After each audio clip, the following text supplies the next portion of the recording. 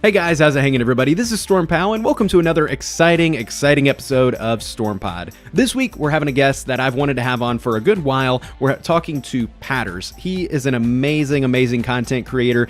We talk a lot about his consistency and how impressive it is that he's got such a good schedule for his content and some of his work ethics, how he's managed to become such a successful content creator and implement some of these ideas and some of these practices. So overall, it's a great time. We talk a lot about some of the personal things that he enjoys outside of YouTube and gaming and everything like that. And of course, he primarily does Pokemon content. However, I wanted to have him on because I truly feel like Patterrz is somebody that you can watch and of course enjoy if you like Pokemon videos and things like that. But I really think that even if you're not a big fan of Pokemon, you would also enjoy him just because of his energetic personality and what he puts on his content as far as a personal spin. So I highly recommend that if you're not already watching Patterrz, then you go check him out because of that. Like I said, he's got a personal spin on all of his work and just his personality is kind of hard to not be enthralled in and enjoy while you're watching, and really engrossing. I really enjoy watching his streams, especially even his shiny hunting ones, where, like we talk about in the podcast, I'm not really a big fan of shiny hunting and Pokemon or anything like that, but I still watch a lot of his streams whenever I'm able to make it just because he's entertaining enough. And we kind of talk a little bit about that personality type and a couple of other things. So I think this is a really great episode that you guys are going to enjoy, and I'm excited to see the feedback from this. So anyway, guys, do hope that you enjoyed this episode of StormPod as much as we had fun recording it. But as always, please be sure to check out my Twitch stream at twitch.tv/thestormpow. And the reason for that is that we record these episodes live every single week. So getting in on the Twitch lets you catch the episode about 48 hours sooner, but it also gets you to interact with myself and guests like Patterrz live before and after the show. You can chat with us and things like that during the show, and so it's a really great thing to be a part of. So please be sure to check that out as well and go check out Patterrz. Links for, of course, everything will be in the description of whatever platform it is that you're enjoying this podcast on. But anyway, guys, without further ado, here is StormPod with Patterrz. So I always kind of like to start these by asking for my guest's dating profile. So give me maybe some interesting facts about you, especially bonus points here if it's something that maybe your viewers wouldn't already know about you, or anything that you feel like sharing with the rest of the class here.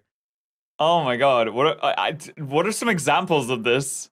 I need help here. Almost everybody breaks the ice and goes, "Oh well, I love long walks on the beach and everything like that." Right. Yeah, of course. So okay, so I'll be fair here. I'll give you like mine, I guess. So like, of course, in addition to gaming and stuff like that, I love kayaking and going on hikes and okay, you know, that type of stuff. If you had to build a Tinder profile right now, I could just load up my Tinder profile and read that to you. I mean, you know, that's acceptable. No, all right. So obviously, I like Pokemon. I stream pretty much every single day. That kind of consumes my life and upload videos. But I love cooking as well. My chat knows this, but I absolutely love cooking and food and just anything about that in general. I think it's great. Most of my days on YouTube, whenever I like watch YouTube content, it's like what I eat in a day videos. I don't know why, but they're like so interesting to me. And there's literally, it's weird. I don't know if you've ever seen those before. Like those vloggers are like fitness vloggers that will do like, hey, I eat 3,000 calories of chicken and broccoli and rice. And I'm like, tell me more. So I do watch some food tubers, but not so much in like the healthy sense. I watch these like random ones where they just make these concoctions that you would be like, where in the hell, you know, how many drugs, sir? How many drugs are you on? I watch those too. I definitely do. So I really like the videos that people like will make things from like shows and anime, like the binging with Babbage kind of stuff. Oh, I do love that. Yeah, that's stuff that I really like. And also, I love history and dogs. I really want a dog so badly. God. Does the place that you're living? I'm actually buying the place that I'm living in off my landlord. So even if he said no, he can only say no for like a couple more weeks. Okay. So that's cool then. Yeah, I was about to say, like, is the place you're living at just not allowing it right now or something? Yeah, I haven't asked him, so I'm sure he'd probably be down with it regardless. Yeah. It's not gonna be his hopefully for that much longer. But I've been in this process for like 4 months now, Yeah. so Buying a it's not house, been it's not the best. No. it is. It's such a crazy process, and the worst thing. And I don't know how maybe the home buying process, it might be different where you're at as opposed to where I'm at, but like the worst thing is at the very end of it, they give you this thing called the amortization schedule. And Hmm. I think anybody who might be listening to this who has been through this probably just like clench their ass cheeks a little bit because like it will do that. They're just like, it's usually at the very end after you've signed everything, after the house is like essentially yours. Then they're like, all right, so by the way, so you did just sign this loan for 30 years, in most cases it's that long. And they're like, this is how much of your loan, you're actually taking out now. After the course of 30 years at this interest rate, this is how much money you're going to have actually spent. And it's just like, Oh, right, like including all the interest. yeah, and you're just like, Oh, uh, I don't want to see that. I'd rather they just didn't tell me. exactly, yeah. So you can probably opt out of it. Just say, no, it's all good. Just give me the keys. And They're like trying to shove the piece of paper in your face, like, look at it. yeah, No, give me please, I don't want it. give me the keys. I'm going to the pound to go adopt a dog. It's all good. Mhm. It's It's my house now. I'm getting a dog. I don't care. I'm gonna have this puppy calm my nerves at this decision here. Hmm. So how'd you get into cooking then? Was that just something kind of always, or ever since like you kind of recently I don't became know an how adult? that like developed. Like, because when I went to uni, and the entirety of my uni life, I basically subsisted off of like frozen pizza and super noodles. So Same. I can't. I've gotten so sick of them. I was like, okay, I need to do something different. So I was like, what can I cook? Because I'm sure it's not that hard. And I just like slowly, I started on like really basic things, like just like boiling pasta. And I was like, okay, what can I put on pasta? Okay, I can get some sauce. I'll put some sauce on the pasta. Wow, I made a meal. I feel good about myself because I made a meal. Let's try another one. And then it kind of like snowballed. And I'm like, wow, this is actually really fun. I want to keep doing this. And I just like keeps going on from there. And I'm like, at this point, I'm just like, what's the weirdest thing that I can cook and make taste good? Okay, that works. Like I would say that I love cooking, but I think that my fiance would probably disagree because like sometimes she'll be like, "Hey, can you try to make this?" And I'll just be like, I don't know how, so I don't want to do it. I don't want to do something that I'm bad at. So like I think that's the gap for me is like the learning. So it's almost like the opposite of you. You're Yeah. like, what can I try that's new? I Yeah, can't. I think the thing for that might be is since I'm only cooking for myself, I can only disappoint myself. But Uh, if I had anyone else, I'd be so anxious about, oh no, if they don't like it, I'm that's gonna be so true. upset. That's true. But if I make something and it's like not very good, I'm like, wow, this sucks for me, but no one else, so it's fine. So, does that ever happen where you make something that's like really, really bad and like you just can't eat it, or are you like human garbage disposal? You're like, whatever. There's not been anything like so bad that I couldn't eat it, but there's definitely been a lot of things where I'm like, it's not good. It's just not. And like, I'll put, for some reason, I'm terrible with like white pepper. And I'll just like, every time I go to like sprinkle some, I don't know, it must be like the container that it comes in. And I'll try so hard to just like sprinkle like a tiny bit, and it'll just like avalanche out. And I'm like, well, this is ruined. I'll eat it anyway because food, Hmm. but white pepper is great, but it's not that good. Okay. Yeah. I think my only saving grace in my entire life is that I am like human garbage disposal. I do not remember the last time that I couldn't eat something, and so I'm like, I think in an apocalypse that would be like my superpower, at least, is that I would make food Yeah. out of nothing. But if it weren't for that, I think I would have died a long time ago during like bachelorhood and everything like that.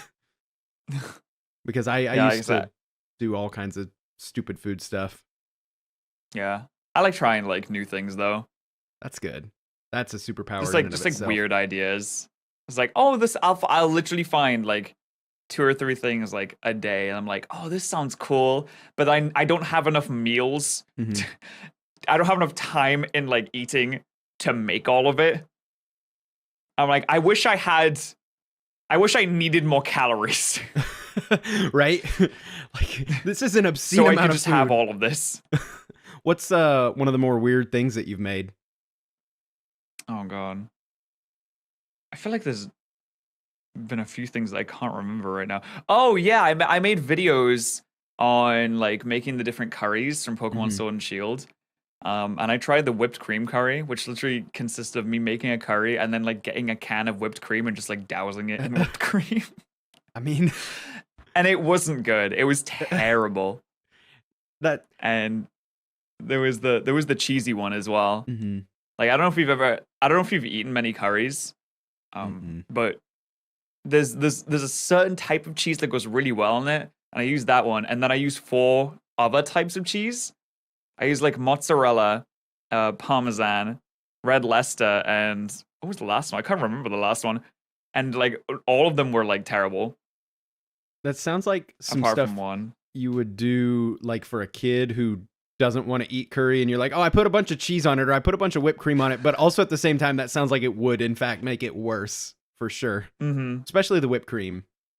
Yeah, no, the whipped. Well, you're supposed like cream is okay in curry, but like not from a can that has like sugar in it and stuff like that. Hmm. It wasn't like I had a ton of people saying you used the wrong type of whipped cream, and I was like, yeah, but it was a funny video though, so who cares? Right, right. So what are maybe some interesting facts that myself or like any of my other North America viewers may not know about the UK? Like, and I recently had Oceans on, and he's from Switzerland, and I realized Mm-hmm. to what degree of an uncultured swine I am as far as like how closed off. I don't know much about culture outside of here because I know you've been to the US, so you Oh, kind plenty of times, yeah. yeah. So you're a little bit more exposed than I am, but what's maybe some things that or some fun facts that I may not know about the UK? Like so our country is like quite small compared to the US, right? In terms of Hmm. landmass. So every like 15 minutes that you drive, you will get like an entirely different kind of people. Oh It's yeah. like they will have like entirely different accents. Like I was born on the Scottish border, and if you go like a little bit north, everyone's thick Scottish accents. But if you go a little bit south, you come to Newcastle, which is the city I'm living in now, which has a Geordie accent, which is completely different to anything that you'll see anywhere else in the country. Like you can drive 15 minutes and everyone will start speaking like in tongues, like in a different language. Hmm. Especially if you go into Scotland. Like if you go into like certain parts of Scotland and you're not like used to how the Scottish accent sounds, it'll sound like a completely different language. So as far as like if you ever hear like an American doing a British accent, I guess what's the actual Oh. like like is there any Hmm. dialect that we're getting even close to when we try, or is it just like what the hell are you Well, doing? it's like when Americans do a British accent, it's like, "Hello there, governor. I'm going to the palace for a cup of tea today with the Queen." Uh-huh. Which is like, no, nobody does that. Or it's like the proper like RP, like literally how the Queen speaks, which is like, "Oh, hello there, sir. Yes, I would absolutely love to have a spot of tea with you, darling. Why don't we schedule it for 2:15 in the afternoon today?" Like that's the two that Americans always do.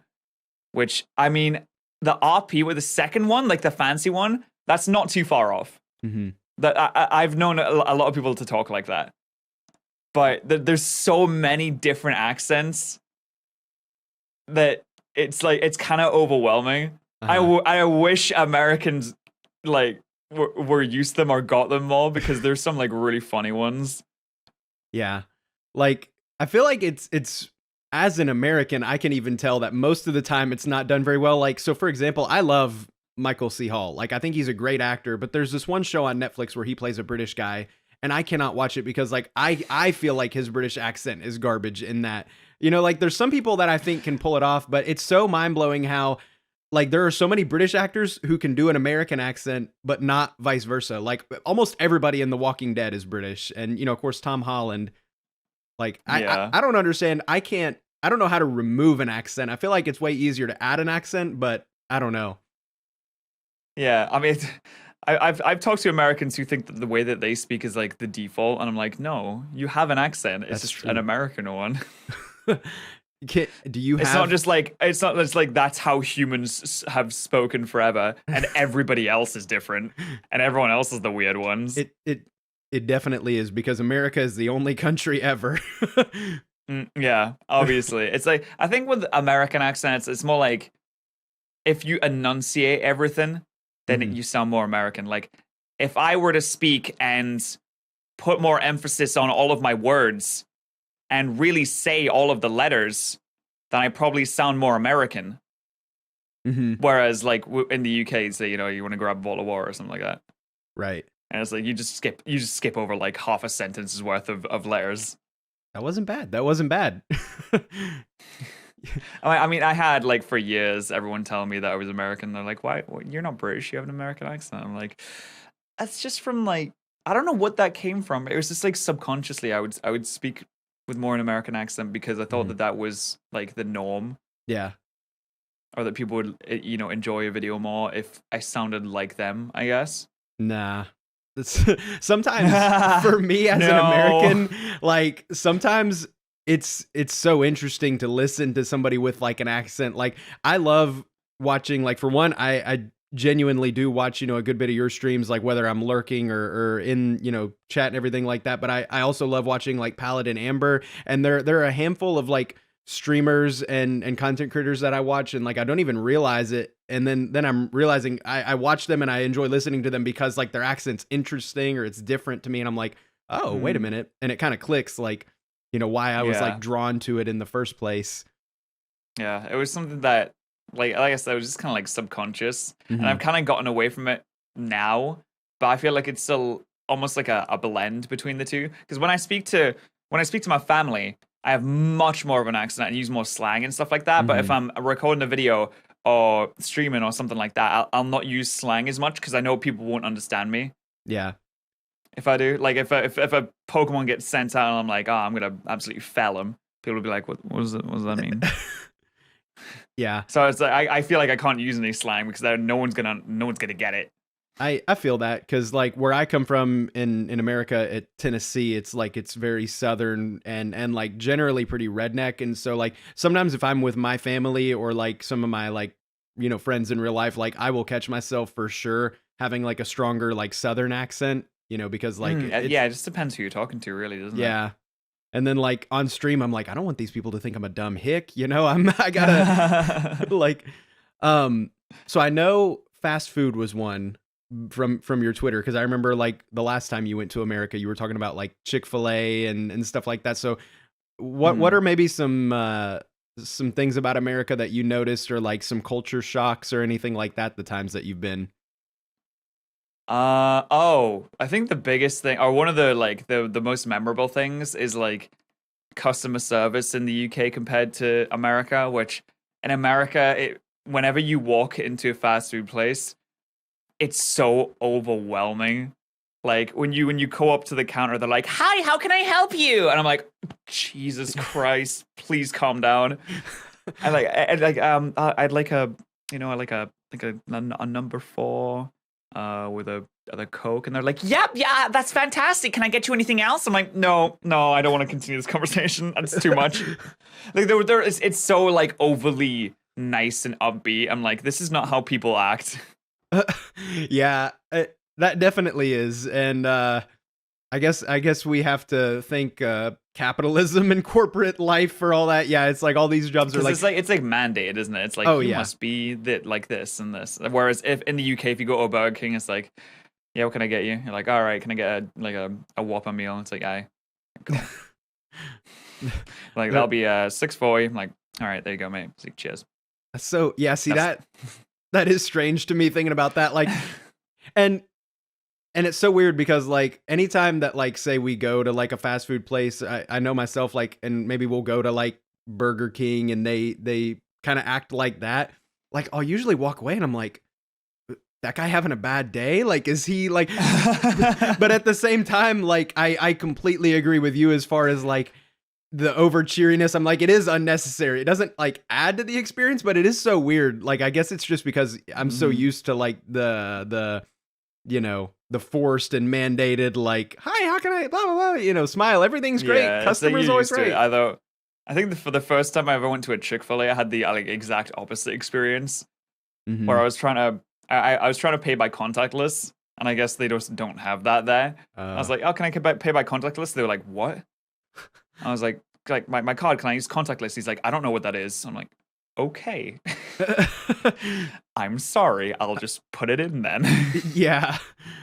I'm trying to think. So like, so wait, you're talking about using your card, like, or your phone or anything, or what? I was using my card. Okay. Yeah, I don't know that we do that a lot here, honestly. At least not where I live. We don't have Yeah, that a lot. that's something that I did notice is that America doesn't really do like contactless payments a lot, which 'Cause I was like, kind of sad about because it's so like convenient. mm-hmm. I have actually recently completely switched over. It's been the best thing ever. I don't carry a wallet anymore, and instead, I just carry my phone, and then I've got like this little thing in the back, and it has like my ID and my debit card, and those are like the only like physical cards I Oh keep. yeah, And like, oh my God, it's been just liberating. yeah. And then if you lose your phone, you're double fucked. Yes, exactly. And don't get me wrong, that thought has crossed my mind. But Hmm. because like I used to have like just 50 kajillion cards, and then I realized that like any phone made in the past like decade just about has like the whole virtual membership card thing. So I was like, oh, Yeah. this is unnecessary. And then yeah, I would love for like more places to pick up the contactless payment where I could like pay with my phone, just like NFC or whatever it is, because yeah, like then I don't even have to carry a debit card, and that would be even better. But Yeah. you know, Yeah, I totally agree. Like um, I also know how risky contactless can be, I yeah, guess. But I still yeah. like it. I'm like, you know what? I'll whatever, convenience. Yeah, Okay. I'm like, yeah, my information's all over the internet anyway. Honestly, if Yeah. if somebody wanted to get it, I'm fucked anyway. Exactly. um, so kind of going into your career, your time here on YouTube, I was doing a little bit of research and trying to get some info and some talking points here, and so of course you started in about 2011 with some gameplay videos. Um, Yeah. Now, I was surprised at what I saw as far as like now, like most people, of course, you kind of uploaded a couple of gameplay videos, like no commentary, just the gameplay, like, hey, watch this Yeah. sick Call of Duty match I did, whatever. Uh-huh. But the games that you did were like, I guess I never remembered that about you. Like, as far as like BioShock, Gears of War, Halo, Battlefield, there was even some like Dead Yeah, Space and Fallout. yeah, I just uploaded whatever games I really liked at that point. Like BioShock was my favorite game of all time, so like I need to do a playthrough of BioShock. Mm-hmm. And I remember when Mass Effect 3 came out, like Mm-hmm. I was immediately on that. Like it was just like whatever new game, it's the kind of it was the thought process that it's a new game, so if I upload it, people will want to watch it, which didn't really pan out, but it was just like whatever was new that was coming out, and I was like, I want to play this. Yeah. Yeah, that is definitely the mindset that like a lot of people, and sometimes I'll even get myself into that too, like I'll be like, "Oh, this new game just came out. I should totally stream that." And then it's like it kind of in a way does the opposite. I notice more new viewers coming in if I do a game that has like a few hundred viewers on Twitch or something as opposed to like the one with the Hmm. thousands. Um Yeah, I feel like on Twitch, you're probably better appealing to like a more dedicated fan base to mhm. grow. But growing on Twitch is like so difficult. It's damn near impossible like just on Twitch. Like you've like got to be Yeah, doing YouTube or I mean hell yeah, even TikTok definitely. or something. Um 100%. and then Totally agree. so early in that time, like what made you want to like start doing YouTube or be like this is something that I can do or I want to do? I watched well, it was like all the other gameplay people I was watching. I was like, Mhm. I want to do that. I think it was mostly Seamus or Oh SSOH yeah. PKC. I was like, I could do this. So I bought a HD PVR, the original one, Oh yeah. and I was like, you know what, I'm gonna do it. But actually, I mean, I had channels before that. I had like an easy capture card, I think. But Oh this really? channel, I bought a HD PVR. I was like, I'm going all in, high quality. We got 720 pixels now, None of and this I bought like 640 crap. yeah, and I bought like a microphone. And I was just like, I want to do it as well. And like with everyone, as everyone starts, they were awful, terrible videos. Now I've slightly improved. I think vastly is a better word. However, I hope so. to each I their hope own. so. Yeah. At least, and maybe it was on your old channels, but at least there were no like having your camcorder sitting on top of a pile of books or something like that, like most of the Oh no, people.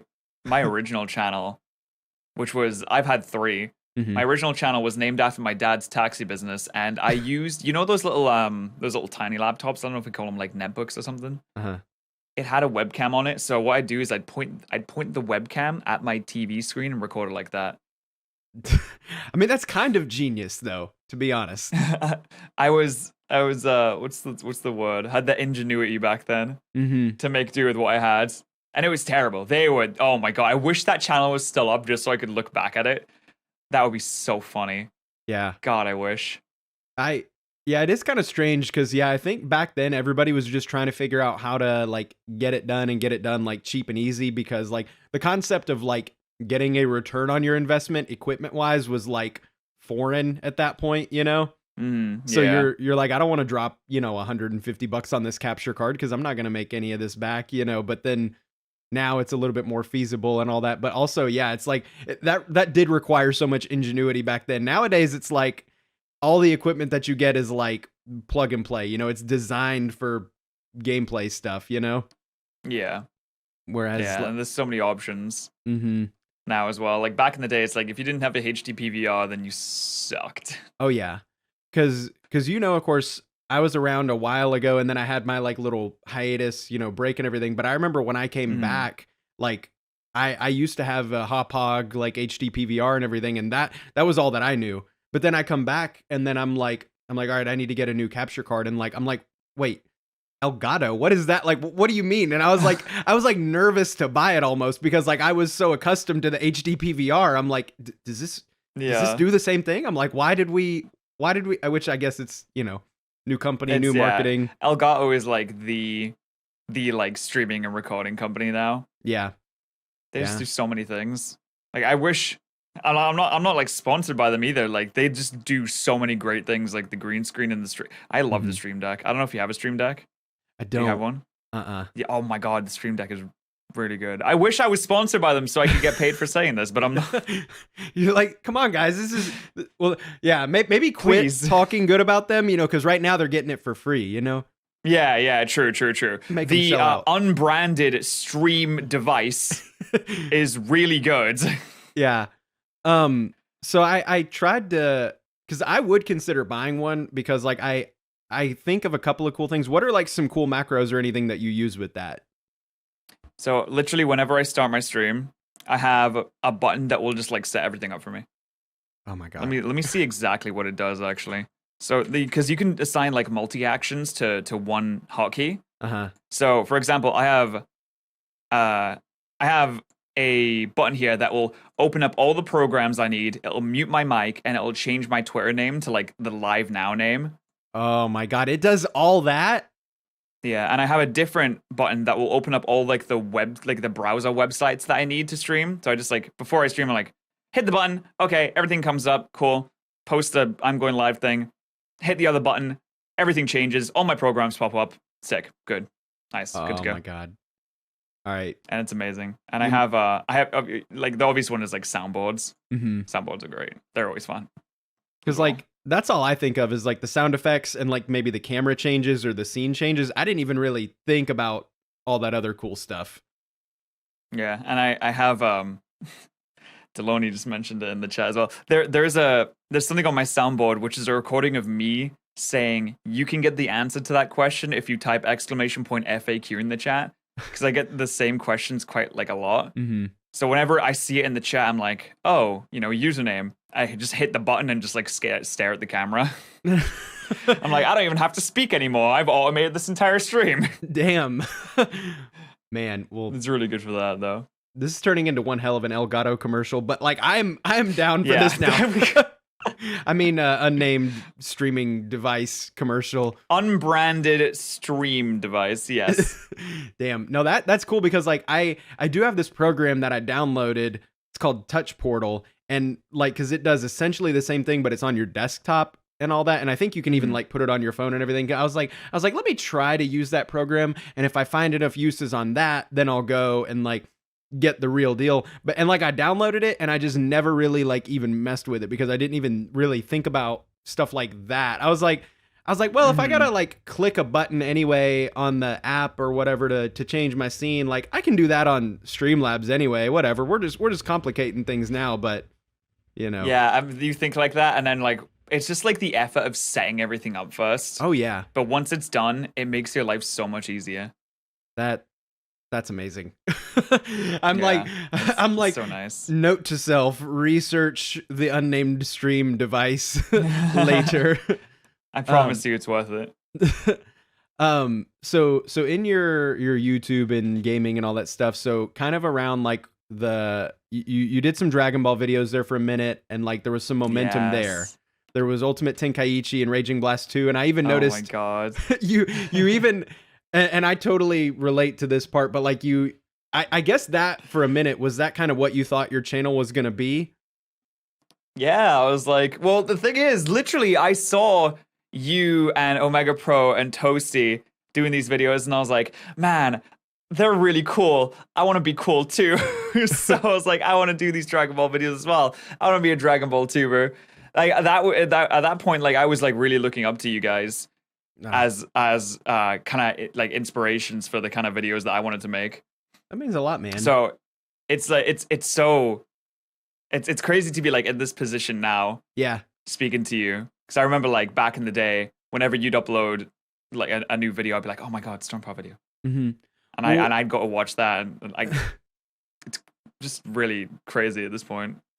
Well, by the flip side, it was also crazy for me when I did come back from my like hiatus. I barely talked to like Omega or Kagi or Toasty or anybody during those 4 years, but like I started catching up with them, and they had mentioned like some people like, you know, you and a couple others that like the names, you know, rang a bell as far as like I remembered seeing your guys' names in our comments and chats and stuff and everything like that. And they were like, oh, this guy's doing stuff.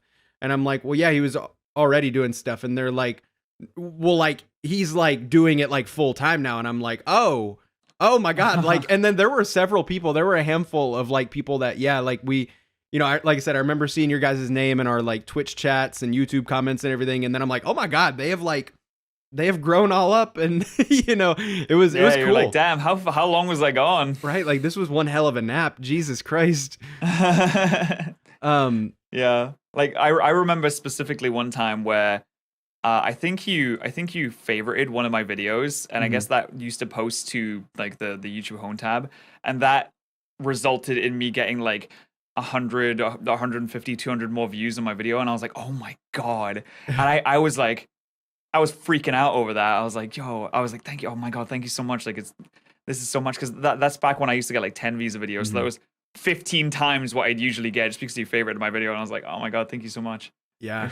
I really appreciate it. Yeah, it definitely is crazy how like that little type of stuff can do crazy, especially, yeah, like you said, because I think like every day this gets more and more true. But the hardest thing about content creation is just getting past that like 10 viewer mark on like YouTube or like the 1 viewer mark on Twitch, you know? Yeah, I was there for years. It literally gets easier the further you go, though, you know? It's like the rich get richer kind of thing. It kind of is bullcrap, but yeah, it totally does work like that. And then of course that was your thing there for a minute, you know, I noticed, and like but then of course what really got momentum, one of the first like Pokemon things that I saw you did was like an Emerald Let's Play, or like it was a randomizer, I think, maybe. Yeah, that series was terrible, first off, and it's also like that part 1 was the highest viewed video on my channel for like a solid how long was it, like 6 years? Yeah, something like that. It has a good chunk of views. I think like 170K or something like that right now. Solid, or maybe even more. It's like 650K. Oh, really? Okay. Yeah, it's like well up there. It just got passed by a video I uploaded last month. Oh, yeah, because I did notice that. Yeah, your most popular video, it was like a PokeTuber React video. correct? Yeah, my most popular video is a reaction video now. I don't know if I should be like super happy about that, but I'm glad that it's not that Emerald Part 1 anymore. I mean, At least. that's a good way of looking at it. At least it's newer and, high quality and everything Yeah. like that. It's more representative of like the stuff that I do now at the very least. Mm-hmm. And so yeah, like, and then there for a while, like, you definitely like saw your niche and you were like, okay, this is cool. People enjoy it, and like I'm a rock with that. And yeah, so, and like kind of trying to get a timeline was very interesting as far as like, because I always try to find out like, all right, when did like the success or the blow up kind of like click? And it was hard because a lot of your Pokemon videos like consistently just almost, I mean, I know it obviously didn't happen quite overnight, but now they are sitting like at very, very high view counts and all that stuff. And so it's like, I know that a lot of that's been accumulated over time, but I did find in about 2015 is when you were at 60K. And oh my God. Yeah. So like, that's our timeline then. So yeah, about 4 years and 60K. So not shabby at all. Yeah. It's like, it was literally when I started doing Pokemon, that's when I like started getting like more attention on my things. And I was like, I need to, because I would literally jump around from like things. The thing I did before, the series I did before doing my first randomizer was like BioShock Infinite playthrough. And that did like, no one watched that. No, it did terribly. And I did Pokemon and there was like, I would get like 50 to 100 views on the videos when I'd upload them. I'm like, okay, cool. Yeah. I didn't plan on doing it very often. And then I was like, after that, I was like, okay, well, maybe we'll continue this a little bit, see where it goes. And then it would like continue to go up. And I'm like, maybe we're onto something here. Yeah. So I kind of just dove headfirst into the whole Pokemon thing. I've just like, kind of like been there ever since. Yeah. Because one thing, yeah, that I've noticed when I was going through your channel too, it was just consistency, my guy. Like, very consistent. That's me in one word. Consistency. Yeah. Like, most definitely. If nothing else. And I think the Pokemon franchise is probably a like damn good franchise to be consistent with, in the sense that, I mean, there's new games every year, at least one. Yeah. It's one of the few series I think that you can really just dedicate yourself to and not worry about it just immediately falling off, because it's it's like the biggest franchise in the world. They're not going to stop making Pokemon games or anything like that. That'd be ridiculous. And hell, even if they did, like, even if tomorrow, they were like, no more Pokemon games ever, I mean, you'd still probably have a solid 10 years of work left because of all the existing stuff there is to do. Exactly. Like, bro, I gotta get every shiny Pokemon, man. I got still like 7,000 ROM hacks I haven't played. Yeah. I did a randomizer of Alpha Ruby. Now we have to do one of Omega Sapphire, Yeah, we have to like switch it around, and I'll change one setting and pretend it's entirely new. Yeah. I mean, so you're good. You've got job security there. And yeah, of course oh, go ahead. I was gonna say, unless one day the Pokemon company just turns around and says no gameplay and just like shuts everything down. Oh, that would be a toughie, but because they are not, they don't like YouTubers very much. That is, I do notice that about Nintendo. They are not huge on like the YouTube, like the fan creation, and the internet. Yeah, like it's just funny. You think a company that like Nintendo would be like super into that, but they're just not. They hate it. There's certain things that they take down or kind of try to sweep under the rug or whatever that surprised me. But then there's also certain things like Poke MMO, for one. I don't know how that has survived. No, it's weird. It's like they're very selective on what they take down and what they don't. Mm-hmm. I guess since Poke MMO, as long as they don't like try and make any money from it, like they're fine with it. That's true. And I think they had to like choose their wording selectively, as in they like couldn't call it a mod for Pokemon Fire Red and all that. They had to call it like a ROM hack instead. It was something like that. I remember reading they had to be like very particular to avoid that. Yeah, because like there's some ROM hacks and there's some fan games that have been like cease and desisted off the internet, and then the other 1,000 of them are totally fine. Yeah, it may just be Nintendo trying to make examples of some games and be like, hey, we don't have like the time to deal with all of them, but screw you in particular. Everybody else better be watching. Yeah, yeah, we don't like you, so yeah, exactly. Because and also, I mean, it would be like literally impossible, I think, at this point to like cease and desist every single one at this point. I mean, there's Yeah, thousands. it would be totally impossible. Totally It would impossible. not be worth their time at the very least, even if it is possible, you know? Yeah, it really wouldn't be, because it's like they're just making a game because they love the series so much, and if anything, it's kind of like more free advertisement, because the more time that someone invests into playing the Pokemon franchise, even if it is a fan game, like the more they're likely to continue doing that. Oh yeah. If that makes sense. Yeah, I mean, like if I mean, I don't know.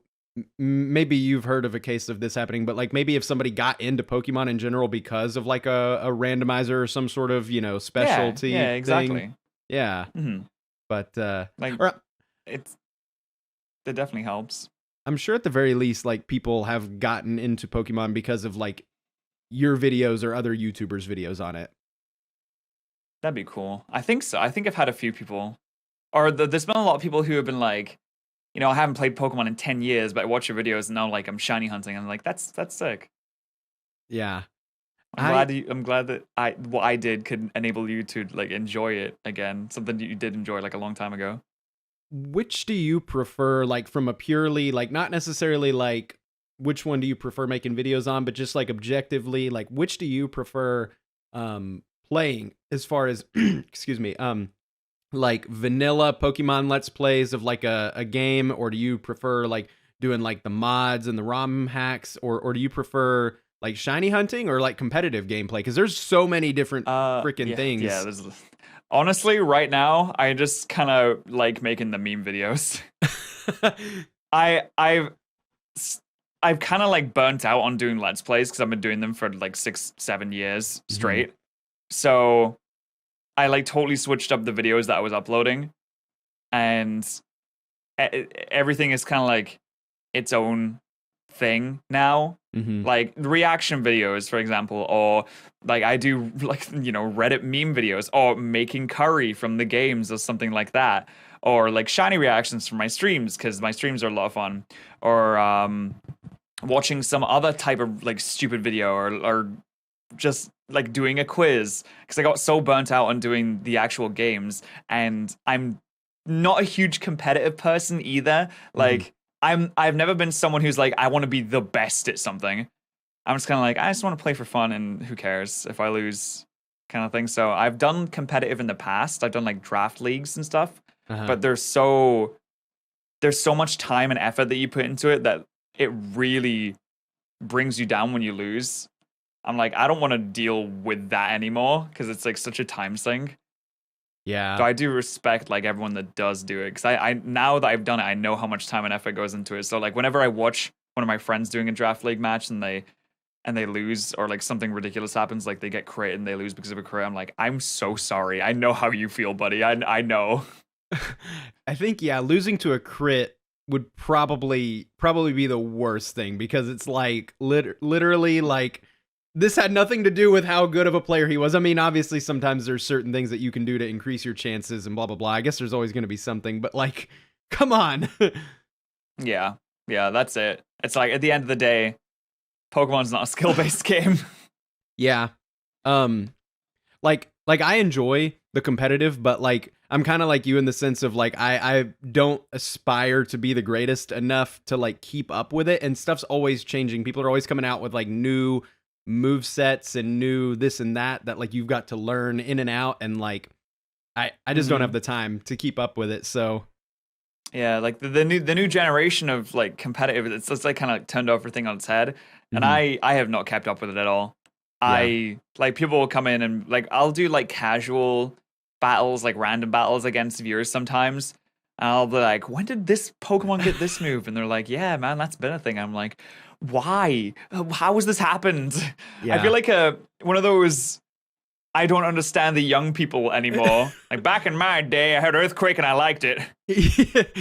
that happens overnight. Like I swear to God, It does. Well, yeah, when a new generation comes out, it's like, okay, everything has changed. And I'm like, I don't care enough to learn all this anymore. And like I I think the last Pokemon game that I played, other than Sword and Shield, obviously when Sword and Shield came out, I played that, but like I had not played since I think Black and White 1. So like I missed really the introduction of like the fairy type and all the like the Z powers, and then no, actually I scratched that. I did play X and Y. So like I was there for Mega Evolutions, but I didn't ever play that generation competitively. So like when I started realizing how that affected, and then of course, you know, Gigantamax and everything, I'm like, this is so much. I'm overwhelmed. At the very least, like I will say, I think Nintendo the Game Freak made a good decision when they said like, okay, we're gonna have like these new features, but we're gonna take away Z moves and we're gonna take away Mega Evolutions, because I feel like it would be completely overwhelming if you had Mega Evolutions, Z moves, and now Dynamaxing, and then Gigantamaxing, and whatever they're gonna do after this, all in the same game. It would completely like bar anyone who tries to get into it from like getting into it. It's like if you look at like Yu-Gi-Oh, they recently redid everything so that basically a lot of this stuff from before doesn't really matter anymore. But if you're trying to get into it now, it's like, oh yeah, I played Yu-Gi-Oh when it first came out. I know fusions. And it's like, okay, also synchros, XYZs, pendulums, link summons. I'm just sitting here like, I know, Dark Magician. Yeah, I can Monster Reborn. It's like you're not gonna want to get into a game if it's like too overly complicated as soon as you look at it. That's very true, and that's like there are a lot of games that like I would like to get into. Some of my viewers are like, "Oh, hey, go play League of Legends or go play Smite," and I'm like, I don't have 400 hours to learn the game, sir. You know, it's like just play it, and I'm like, oh yeah, I'll just play it, just download the game and be like, okay, how do I find a match? Yeah. Yeah, exactly. Like, wait a minute, install, this is a .exe file. Is it going to destroy my computer? Like, I just turn into a 90-year-old man when it comes to that stuff. But yeah, I feel like everyone does. It's very hard to learn that kind of thing if you're not like been engrossed from the beginning. Well, I believe I've said this once or twice, but like that's how it was with me for like Fortnite. Like I remember literally like the day that Fortnite launched, and I remember I was just playing my PlayStation, you know, just relaxing. Oh, this is a cool free game. Let me go download this. And I played it on that first night. I'm like, okay, this was fun. And then, you know, like most people, I had like, I think that was over the weekend, and then I had like responsibilities to do that week. Like I worked and everything. And then I pick it back up the next weekend, and all of a sudden people are just doing off the wall crazy shit, and I'm like, I have been gone from this game for 5 days, and I am now just getting my ass handed to me. Yeah, it's like you if you're not like constantly on it, if you're not like streaming it full time, it's so easy to fall behind on like any like kind of like live service game that constantly updates like that. It's like I can go back to any single player game or like Halo 3 and understand how everything works. But a game that gets like constantly updated, it's like if you take a couple of weeks off and come back to it, everything could be different. Yeah.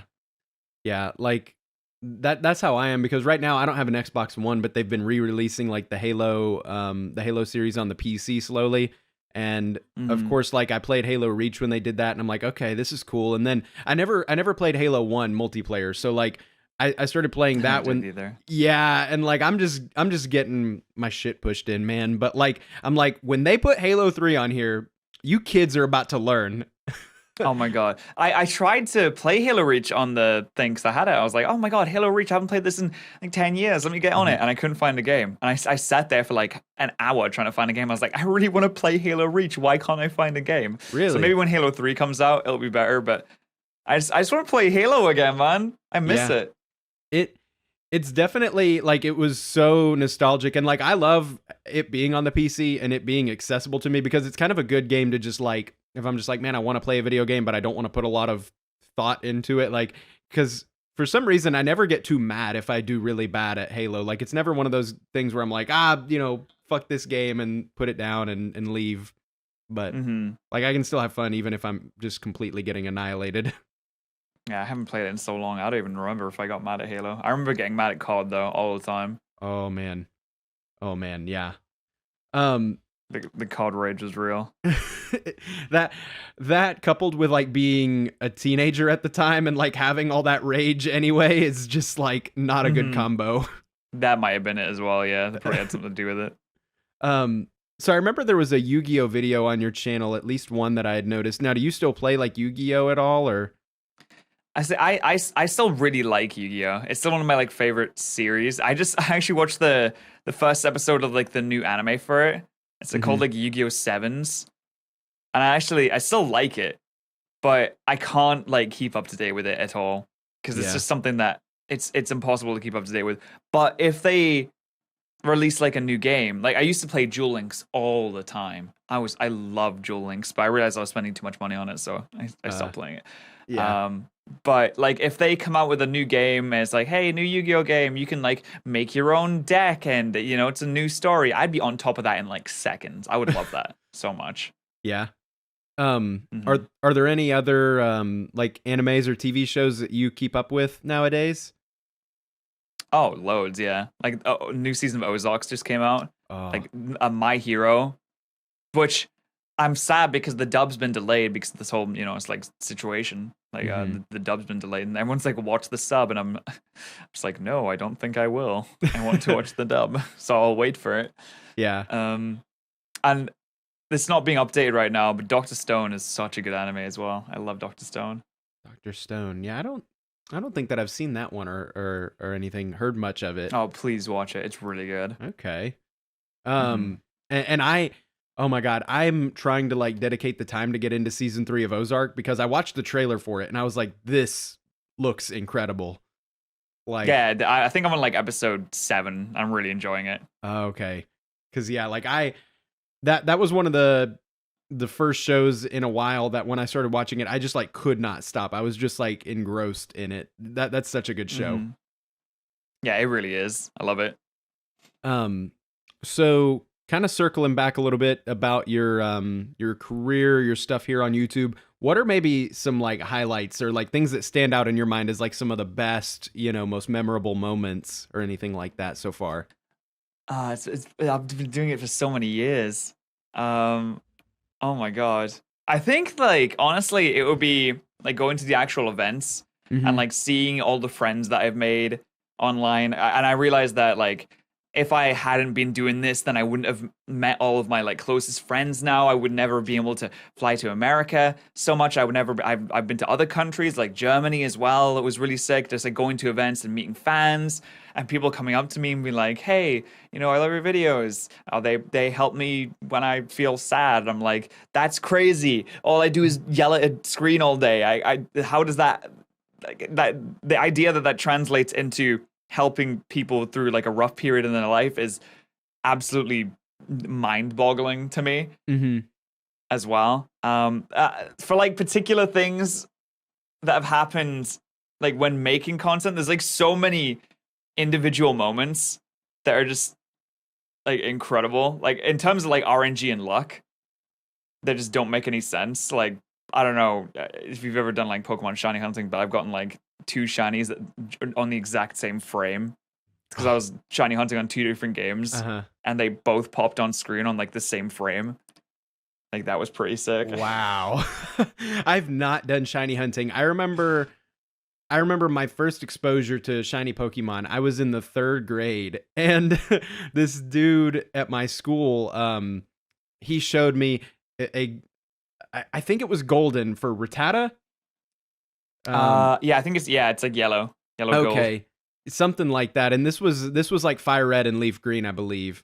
But yeah, he was like, hey, I got this like weird looking Rattata, but I think it's like special because whenever I like throw it out, like he like sparkles and stuff. And I was like, I don't really know what that means, but like, and I had a save file that I had already beaten and like was kind of done post gaming, so I didn't really like play it. So I traded him like some legendary, like it might have even been like Mewtwo because like I said, I didn't really play the thing, so I was just like, whatever, this is cool. Never seen one of these, and so like I just traded it for him, and it's probably still somewhere on that game cartridge right now, but.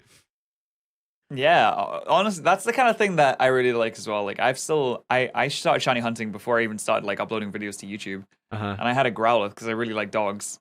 So the first ever Pokemon I shiny hunted for was a Growlithe, and I still have that to this day. And that's probably the shiny that like means the most to me out of like the 350 or whatever that I have.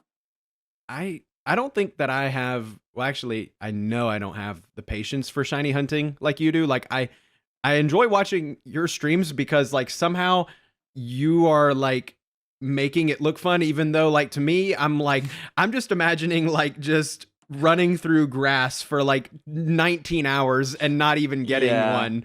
It's like the actual act of doing it isn't fun, but it's essentially a just chatting stream where Mhm. like every few hours something really, really exciting will happen randomly and you don't know when it's gonna be. That's true. Now, So that's basically what it is. Like the actual act of doing it is boring as anything. It's so boring. I guess But since I just sit and talk to chat the entire time, so it's like I'm not even playing a game. yeah, if it was literally just the game, I think you would not have the viewership that you do. Yeah, Or imagine just like sitting and watching a shiny hunting stream and with like nothing else going on. exactly, not even like interacting with the chat. You're literally like just going through grass, you know? And I'm just talking about the game. I just have some people come into my chat and they're like, "Why are you talking about X or Y in a Pokemon stream?" I'm like, "You want me to talk about the game? About how I'm hatching egg number 3002? And oh man, this might be the one. Nope, wasn't. Okay, let's hatch another one." Like, Yeah. there's nothing in the game to talk about. So I know there for a little while, Darkrai was kind of your like avatar or like is that still your favorite Pokemon or? My favorite Pokemon, yeah, no longer the mascot though. Mm-hmm. And so that But just kind of stemmed just a from like little. really enjoying Darkrai. Yeah, I don't know. I really don't know where it came from. I think whenever I started like doing Pokemon, I was like, oh man, everyone has a mascot. And I was thinking about, I was like, which I didn't even know. I was like, what's my favorite Pokemon? I have no idea. And I just kind of thought about Darkrai, and I was like, he's cool. Uh-huh. Yeah, he's really cool. He's really sick. This guy's amazing. And I was like, you know what? He's my favorite now. I like him. Yeah.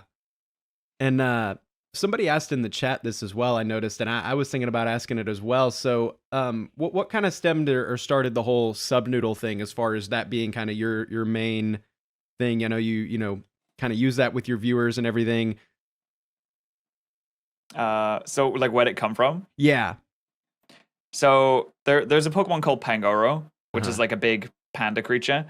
And I used to shiny hunt with a Pangoro called Noodle, and I'd use the move Substitute when you shiny hunt, so you can't get like paralyzed or like have stats or anything like that. And it, like just protects you. So for the longest time, I was hunting with a substitute Pangoro called Noodle, and I was like, oh, it's a sub Noodle. And we Ah. made an emote out of that. And I had someone draw an emote of like a substitute doll with the skin of a Pangoro. And then that just like evolved into everything. And like now it's my Discord server. It's a game. It's almost 2 games. It's like all this merchandise. It's a real physical thing that I can like go and grab. Like here it Yeah. is. Which Okay. is really sick. That's pretty freaking awesome. And now it's like the mascot of my channel and all that as well. Okay. But it's definitely not a Pokemon. It's not a Pokemon. Nintendo can't sue me. There's always like one question that I'm almost like afraid to ask somebody, and for you it was that one because I was like, what if, because you know, like I said, there was a little gap where I didn't play a lot of Pokemon. I'm like, what if you're like, no, literally, like in Gen 7 there was a Pokemon called Subnoodle. Like I don't know what you're asking here, StormPow. It's you know. Yeah, no, it's not. It's like, well, it's obviously inspired by a Pokemon, but like this creature right here isn't a Pokemon. Mm-hmm. It's like a combination of different designs that we've turned into like an original character, which I absolutely love. I think that everyone should have like something like this for their channel. Like I know my friend Callum, he recently got his like own original character. I think it kind of adds, I don't know, it adds like an additional layer of like, it's not branding, but I guess it is branding, but like Community, memorability, yeah. I guess. No doubt. Yeah, and community, because like I call my subs like sub noodles as well.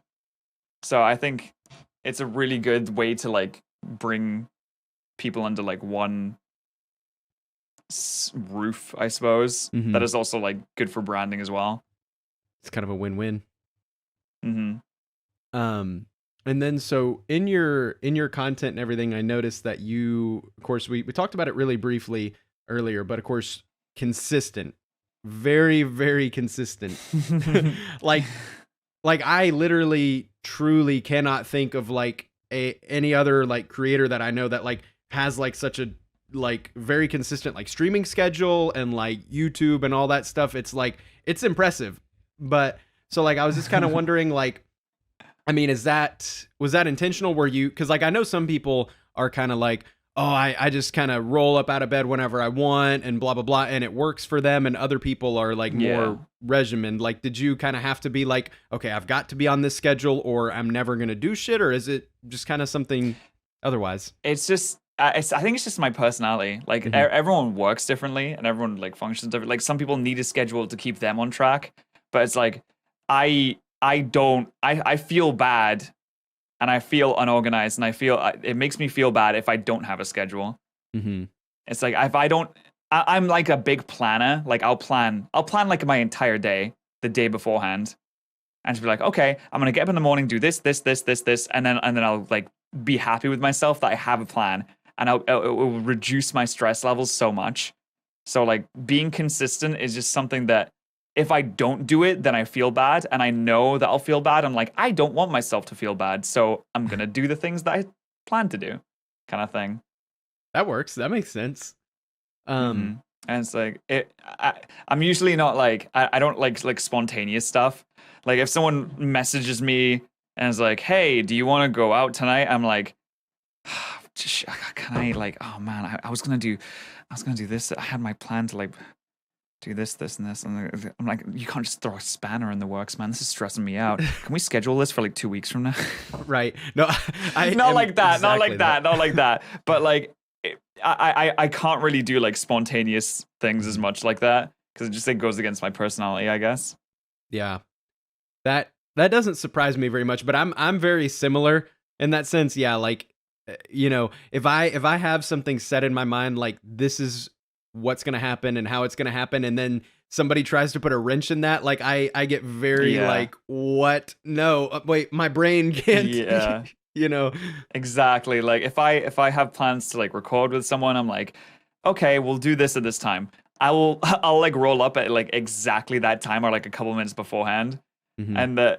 And if someone's like if someone like can't make it to that, I'm like, why did you schedule it for a time that you couldn't make it to? Why did you tell me you were gonna do it if you're not gonna do it? Right. Right. Is that I don't like go off on people. I've never yelled at anyone in my life, and I don't get mad at people. But in my mind, I'm kind of thinking, come on, you said you were gonna do it. Why aren't we doing it? Yeah. You're like, come on, you know, this was scheduled a week ago. You know, we should be, yeah. No, I completely get it. Because it's like, unless something like truly, you know, like significant or whatever happened, it is kind of like, you know, I'm definitely the same way. It's like I understand, but also like, what the hell? You know, come on. Yeah, like yeah. If it's something like legitimate, like, oh, you know, I just had like some emergency came up, and I'm like, oh, okay, that's totally fine, man. I hope you're okay. If it's like, hey, we were gonna record at 2 p.m. It's 1:30 now. I just woke up, and I'm like, yeah, that right there, that stuff. Yeah, that. Oh my god, that has happened so many times. I'm like, I don't feel like I'm asking for much. It's not like I'm asking to record at like 9 a.m. right, or anything like that. Like if you were a little bit late to this thing, I'd be like, that's, you know, it's early. I understand that, right? But like 2 p.m., come on, man. Yeah. What do you mean you just woke up? Right. Like I'm a morning person. So I think that has served me well. Like I generally don't have a problem getting up, and like my body, it kind of sucks because if there is ever, I'm almost the opposite of what you're saying. It's like, if you were to ask me like, hey, let's record at 11 p.m., I'd be like, no. You know, I'm trying to be in bed. No, I'm exactly like that. I'm like, I'm tired then. I don't want to do it then. Yeah. Whereas I feel like most people are like, that's great because I'll for sure be awake by 11 p.m. But like my body, like I can't stay up that late because like if I stay up till 2 a.m. and then I go to bed, like my body will still want to wake up at like 7, 8 o'clock in the morning at the latest. Yeah. I think we're like exactly the same on that. and I'm then exactly the same. I always wake up the same time, like every day. mm-hmm. And then you're just cranky because you didn't sleep, you know? Yeah, exactly. And it's like, technically, I can record at like midnight, but it won't be fun. It's not going to be a good because I'm going to be really tired. I'm going to have no energy. Mm-hmm. Yeah. And those are the worst. Those are the worst. Yeah. So that's the bulk of what I've got for you. Now, I always like to kind of end just to make sure that everything's on just a really, really good note here. I always like to end kind of by asking the guest to give some advice, something of some hope maybe. So for you, the question that I had was how do you avoid burnout? Because like I said, you're by far the most consistent person I think that I've had on here yet. So it's just like, that was the question that was in my brain when I was looking through your videos. Like, how has he not just had to take a year off yet? I'm actually like kind of bad at this because I don't really, I kind of just like go until I physically can't anymore. And then I'm like, so but the thing is though, I'm so like used to doing what I do every day that it's just, I don't really think twice about it. It's just part of my life, right? I don't really like, at this point I don't know any different. So it's just like, okay, 4 p.m. I'll stream and just like don't really think about it. I am kind of bad at avoiding burnout, but there's been a few times where I understand like, okay, I need to take a break. And if you need to take a break, like if your body is telling you like, hey, like can we chill out for a bit, like let's tone down, and it's like you need to take that, because otherwise you're going to put out something that's lower quality. Your work's going to suffer, like everything's going to suffer. You're going to feel bad. And like taking a break is nice. Just like lying down, that's nice. Or like reading a book or like watching a show instead of working. But I do understand that it can be hard to do that, because I definitely feel like if I'm not working all the time that I'm like falling behind or missing out. But I think the piece of advice is like just listen to what your brain is telling you. And just like sit down for a moment, or like take a piece of every day and just like sit down and like chill. You don't need to be going a million miles a second all the time, because there comes a point where you can only be so productive, and like after that you're not really making much of value after that regardless. Hey guys, how's it hanging everybody? This is StormPow, and I hope that you enjoyed this episode of StormPod with Patterrz. So, as always, please be sure to go check out Patterrz. His content will be in the description below, so please be sure to check him out. He live streams on YouTube and Twitch, and he also uploads regularly to YouTube. So, no matter what kind of content you like to consume or where you like to consume it from, the dude's got you covered. So please be sure to check him out. Links for all that will be down below. And also please be sure to follow my Twitch live stream at twitch.tv/thestormpow. And doing so would get you the episodes about 48 hours sooner. And you get to interact with myself and guests like our good old Pat live before and after the show. So it's a great thing to be a part of. So please be sure to check that out. Lastly, if you really enjoy the show and you want to rep anything, please be sure to go to streamlabs.com/thestormpow/merch, where you can get yourself a coffee mug, hoodie, things of that nature. Make sure to keep yourself clothed and caffeinated during times like this. It's very, very important. And also, lastly, do want to let you guys know that the music in this podcast is by Kevin MacLeod. And also, please be sure to check out his royalty-free music at incompetech.com. It's really, really great stuff. So anyway, guys, thank you for listening. Hope you have a nice day, and goodbye.